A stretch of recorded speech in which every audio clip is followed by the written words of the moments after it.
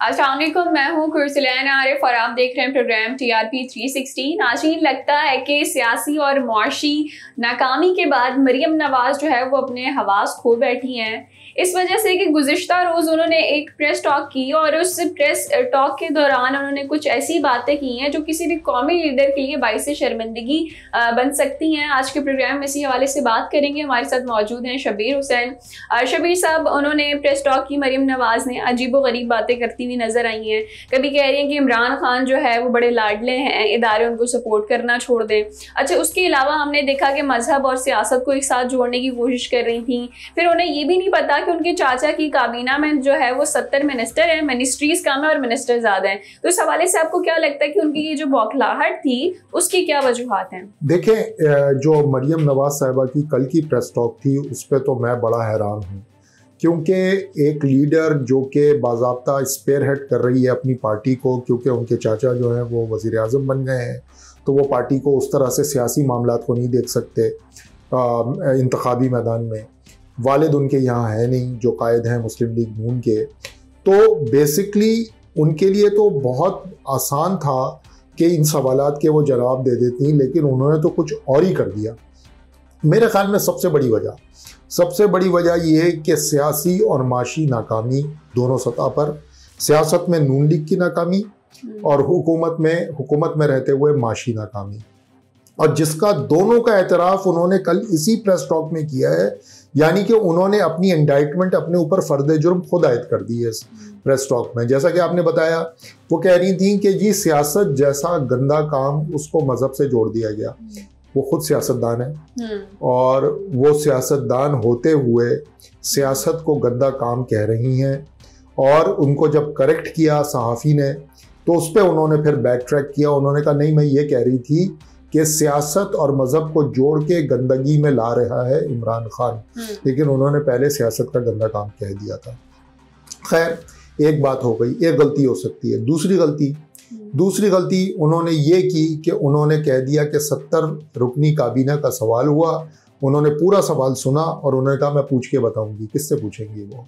उनको नहीं पता कि उनकी जो पार्टी की हुकूमत बनी है, जिस पार्टी की वो सीनियर नायब सदर हैं, वहाँ 70 रुकनी काबीना बन गई है। अगर वो इतनी बेखबर हैं तो फिर तो उनको सियासत नहीं करनी चाहिए, वो बिल्कुल मिसफिट है। फिर तीसरी बात जो उन्होंने की वो ये की कि जी महंगाई बहुत हो गई है, और इतनी महंगाई कर दी। किसने की है ये महंगाई? उनको से कोई पूछे कि मिफ्ता इस्माइल साहब जो वज़ीर ख़जाना है वो किस पार्टी से ताल्लुक़ रखते हैं, या उनके जो इस वक्त मुल्क के वज़ीर आज़म है वो किस पार्टी के सदर हैं, वो बताएं। मरियम नवाज साहिबा, तो महंगाई इमरान खान ने तो नहीं की। महंगाई ये 5 माह में जो हुई है ये सारी की सारी देन है इनकी ही हुकूमत की, जिसकी मरियम नवाज साहिबा वो हैं रुकन है। तो ये सारी सूरत हाल है, और इसके अंदर ये बौखलाहट है सियासी मैदान में, क्योंकि इमरान खान का वो मुकाबला नहीं कर पा रही। आपको याद होगा 2 जलसे हुए थे बैक टू बैक चिश्तिया में। पहला जलसा इमरान खान का हुआ था, वो हुआ था स्टेडियम में, और स्टेडियम भरा हुआ था। बावल नगर की बात कर रहा हूँ मैं। और उसके अगले ही रोज़ जलसा किया मरियम नवाज साहिबा ने। उन्होंने किया अपने उम्मीदवार के डेरे पर, और डेरा और स्टेडियम में फ़र्क होता है, उसको भी वो नहीं भर पाई थी उनकी पार्टी। तो सियासी मैदान में भी फ्लॉप, माशी मैदान में भी फ्लॉप, इंतज़ामी मैदान में भी फ्लॉप, और ये जो फ्लॉप पे फ्लॉप हो रहा है ये उनके चेहरे और उनके जो बयानात हैं उससे आया हो रहा है। अच्छा शबीर साहब, यहाँ हमने देखा कि पहले जो है वो बातें आ रही थी कि नवाज शरीफ पाकिस्तान आएंगे और केसेस जो भी उन पे बने हुए या कुछ इस तरह की बातें आ रही थी।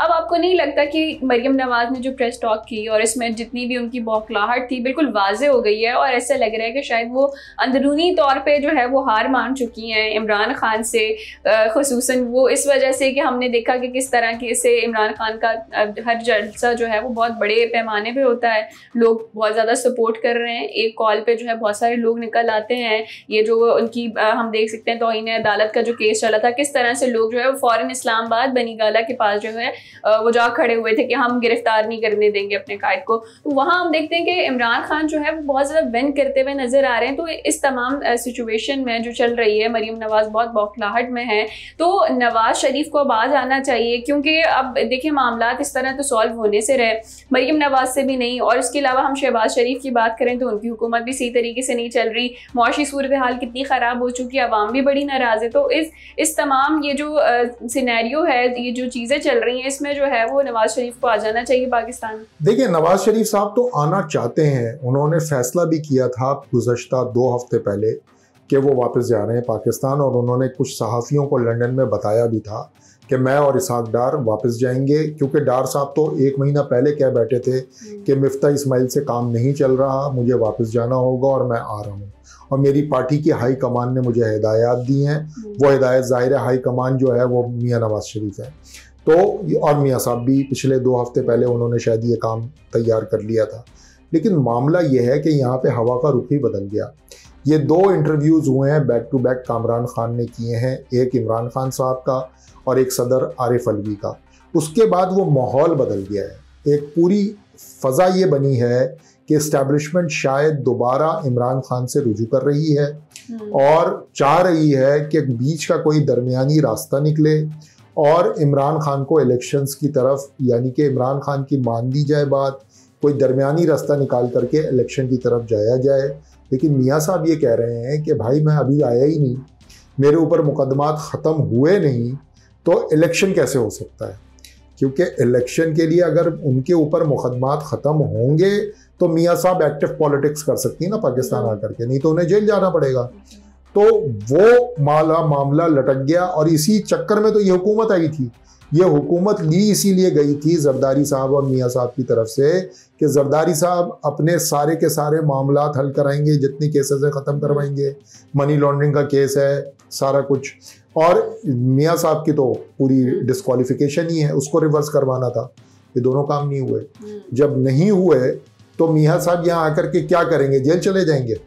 जेल ऑल्दो के कुछ मुबस्सिरीन का ख्याल है कि वो जेल से शायद ज़्यादा ख़तरनाक हो जाए, वो ज़्यादा उनको वोट मिल जाएं कि वो आकर के ये कुर्बानी दें कि वो जेल चले जाएं।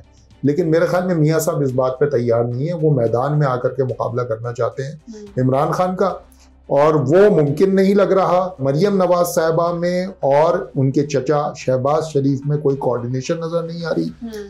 और इस सारे सिनेरियो के अंदर हम भूल गए हैं कि एक वास्किट वाली सरकार थी, यानी कि वजीर, एक छोटे अरसे के लिए ही सही लेकिन वजीर आला पंजाब बने थे हमजा शहबाज शरीफ साहब, वो कहीं गायब हो गए।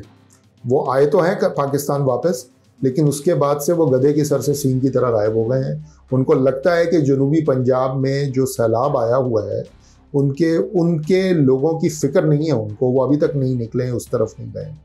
तो ये पूरी एक सिनेरियो है जिसको कहते हैं ना पार्टी इन अ डिसअरे, पार्टी तितर बितर हो रही है। ये है वो सिनेरियो जो बन रहा है। अच्छा शबीर साहब, यहाँ हम देखेंगे तौहीन मजहब या तौहीन रिसालत की हम बात करें, बहुत सेंसिटिव इशू है। वैसे ही हम देख रहे होते हैं कि आए दिन कोई ना कोई केस इस हवाले से हमें देखने को मिल रहा होता है कि जहाँ लोगों का ये कहना होता है कि ये तौहीन मजहब के जुमरे में आता है। अच्छा, यहाँ हमने देखा कि अब ये चीज़ सियासत में भी आ रही है।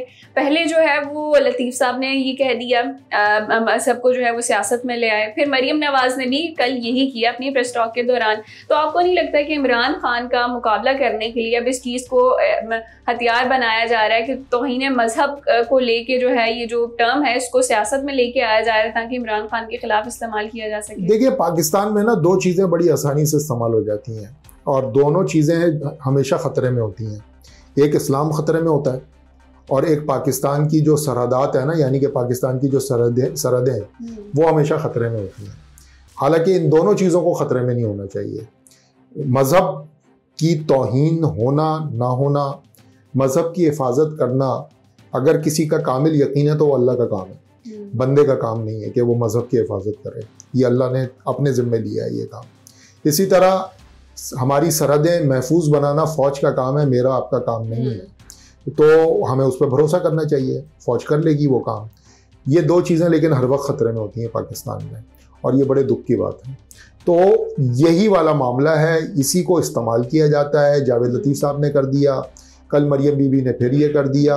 मुझे याद पड़ता है 90s में बेनज़ीर के ख़िलाफ़ फतवे आए थे और यही मियाँ नवाज शरीफ के शह पे आए थे, और उसकी जो वजह बताई गई थी वो ये बताई गई थी कि बेनज़ीर भुट्टो साहिबा ने क्योंकि एक अहले तशी मर्द से शादी कर ली है, इसलिए वो खारिज इस्लाम हो गई है। तो यानी कि ये बताया जा रहा था कि शिया मुसलमान नहीं होता, एक तरह से ये 90s में हो चुका है। तो बेसिकली अब आप ये कहते रहे कि इमरान खान यहूदियों के एजेंट हैं, इमरान खान की साबका वाइफ यहूदी थी, या उनके बच्चे यहूदियों के यहाँ पल रहे हैं, या ये कि इमरान खान जो है वो ख़ुद को नौज़ुबिल्लाह नबी के बराबर कुछ रुतबा देने जा रहे हैं। आप ये कहते रहे, अवाम मान नहीं रही, अवाम उनके पीछे आ गई है। और ये कि इमरान खान ने जो नारा दिया था मदीना की रियासत, उसको चैलेंज नहीं कर पा रही नून लीग लाए ना, उसके मुकाबले में कोई बयानियां बना ले। उनके पास बहुत टाइम है, अभी भी इलेक्शंस में 6-7 महीने पड़े हैं, बयानियां बना लें, कोई कुछ कर लें। मुसलमान इतने भी ये भी हैं, ये कर लें ये काम।